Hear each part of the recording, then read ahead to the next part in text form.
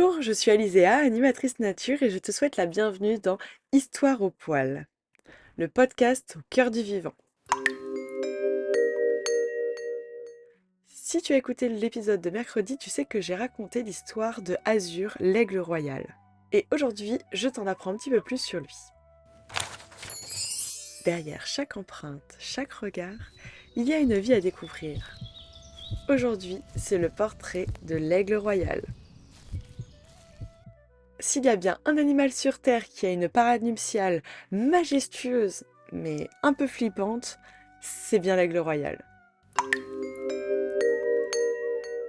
Déjà, l'aigle royal, ou aigle doré, par rapport à sa belle nuque blonde, c'est un rapace qui peut peser jusqu'à 6,5 kg. D'ailleurs, les femelles sont 2 fois plus lourdes que les mâles. En fait, il est aussi lourd qu'un gros sac de croquettes pour chien. Mais ça ne l'empêche pas de réaliser des balais aériens impressionnants. Mais où peut-on observer ces aigles? C'est une espèce holarctique. Donc ça veut dire qu'on les trouve dans les continents du Nord, et grosso modo dans toute l'Europe. En France, on les trouve généralement sur des lignes de massifs. Donc par exemple, entre Biarritz et Annecy, dans les Alpes, entre le Jura et la mer Méditerranée, en Corse, dans le Massif central. Bref, vous l'aurez compris, c'est une espèce qui est rupestre. Rupestre, c'est une espèce du coup qui vit principalement dans les montagnes. Même si vous allez voir qu'on peut parfois les trouver dans les zones humides, et là c'est le cas des jeunes ou des périodes d'hivernation. L'aigle royal préférera toujours les hautes altitudes, donc les forêts de montagne, les falaises, les crêtes. L'aigle royal est un oiseau qui est sédentaire, c'est-à-dire qu'il ne migre pas, comme peuvent le faire certains oiseaux, il va toujours rester au même endroit toute sa vie. Ce qui fait de lui un oiseau qui est territorial. Mais c'est pas pour autant que c'est un grand bagarreur non plus. Il va très peu crier. Il va faire par exemple quelques cris aigus pendant les vols nuptiaux ou des miaulements pour avertir.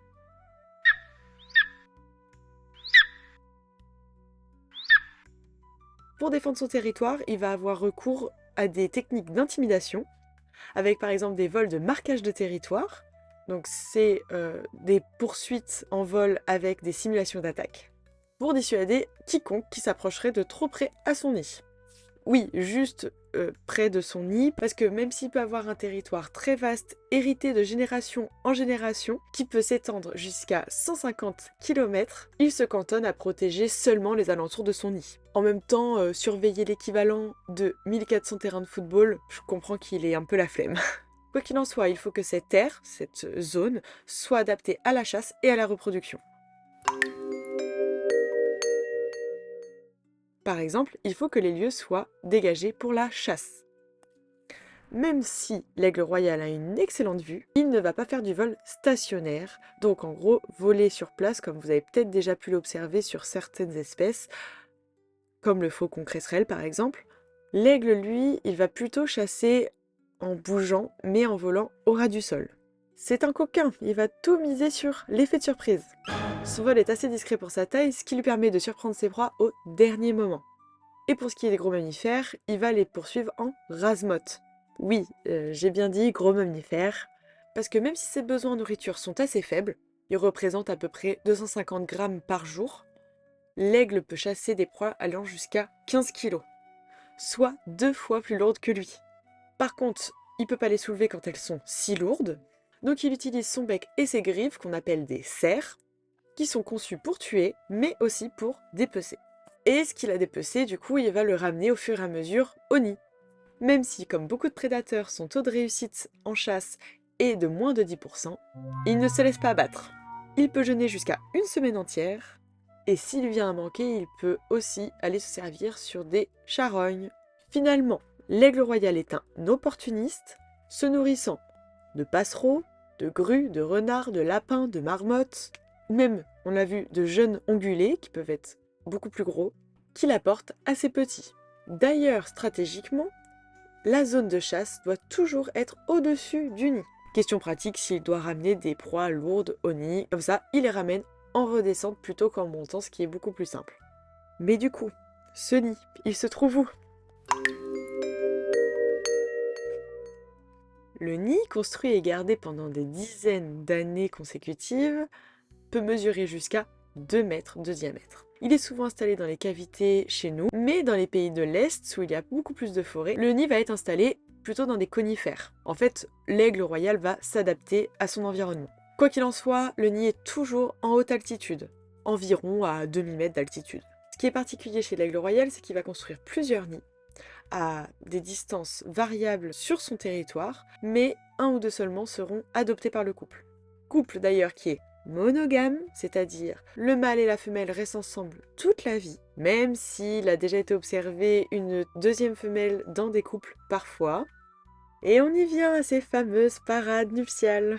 Pour séduire, les aigles s'adonnent à des vols impressionnants, véritables balais aériens mêlant piquets, spirales, lâcher de branches et lancer de proie. Oui, voir une marmotte dans les airs, perso, je trouve ça flippant.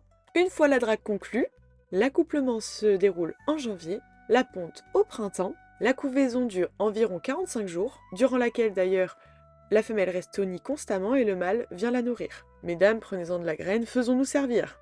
Puis vient l'éclosion, auquel un seul oisillon survit, c'est ce qu'on appelle le caïnisme. Le caïnisme, c'est des situations d'agressivité entre les jeunes d'une même portée ou d'une même couvée qui débouchent généralement sur la mort du plus jeune. Généralement. Du coup, les parents vont élever le petit pendant environ 75 jours, ce qui est très long quand on compare au merle ou au rouge-gorge par exemple, qui se contentent d'une dizaine de jours d'élevage et après, hop, prends ton envol. Après cette période d'élevage, les jeunes sont erratiques. En gros, c'est des vagabonds, jusqu'à ce qu'ils trouvent leur partenaire et s'installent quelque part. Et ainsi, rebelote, c'est le cycle de la vie. On va finir ce portrait de l'aigle royal par un petit quiz. La première question.